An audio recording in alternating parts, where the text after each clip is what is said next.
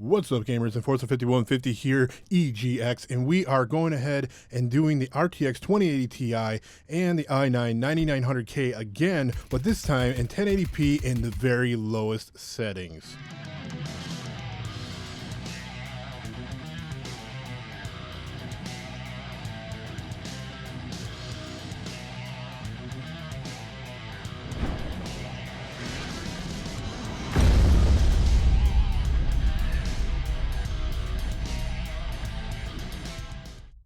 So this came on a viewer request. Definitely wanted to know exactly what kind of FPS you're going to get if we take all these settings, put them all the way down at 1080p. And I understand, that you want to see, what your max frames per second is. It's kind of like my last video, which I had everything maxed out. This time we're going to take everything and we're going to put everything all the way down, take off anti-aliasing, everything. There's really a ceiling that you get with CSGO. No matter what you do, you kind of just get the same FPS when you have so much information going.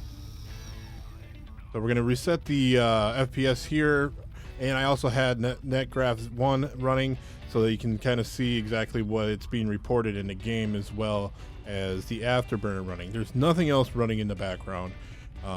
And you'll see that you'll drop down from 600 to the 500s. It's just like in the last one. I was doing the 1080p. I did a 720 1080p 1440p and 4K. There was pretty much a ceiling between the 720p and the 1080p.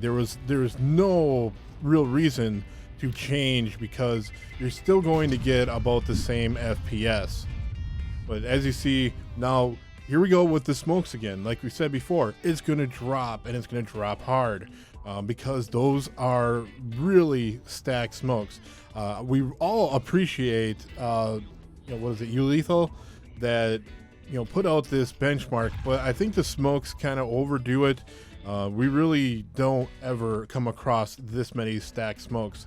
In the last CSGO video I did, I also did a test of those smokes. Just to show you that just one smoke, two smokes would not actually give you that much of a hit.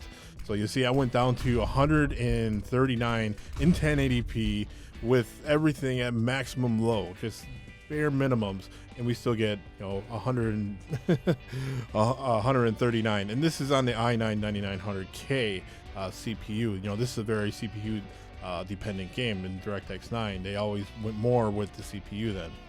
So as you can see here, we can only get about 504 frames per second, 504.30 if we go by the test results that CSGO gives us. But now let's take a look at the last ones I did before in CSGO. When we did it 2160p, we had about a max of 403. Let's go by the averages though.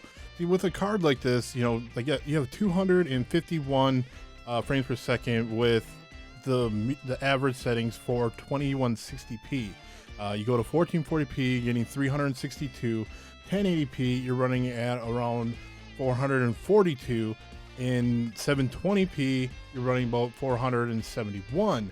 Now those are all max settings. All four of those are all max settings. And then the last one on the end here is one we just did, which we had a 504 average, so you're getting more frames per second, no doubt. So you do get more frames per second, and but your lowest kind of jumps around a little bit more as you start bringing those graphics down. Why does it do that? We really can't say. It all has to do with those smokes. I'm gonna go ahead and play the last clip from my other video where I talked about those smokes again. So this was actually in 2160p. This was like full 4K, maxed out settings and everything, and we were getting around 330 some FPS. Now remember when we did it before, it dropped down to 34 frames per second. So in here, when we go ahead and throw this, when he throws the smokes, I throw this smoke. You see I only dropped down to like 100 and something, and before it was dropping down to 34. So I mean, that tells us right there that those smokes are definitely not just a single smoke. It's stacked up 3, 4 3 at minimum, and it really hits your FPS.